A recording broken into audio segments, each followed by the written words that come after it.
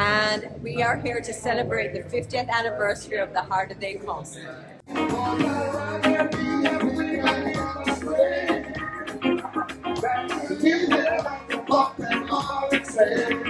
Harder They Come was released, it premiered at the Carrick Theatre on June the 5th, 1972. 50 years ago, the first feature film to come out of Jamaica was released.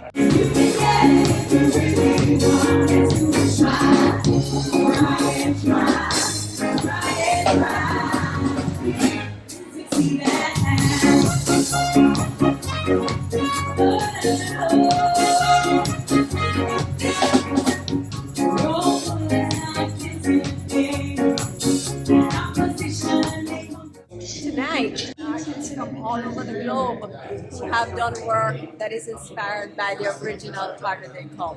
I am blessed to be able to be surrounded by so much talent.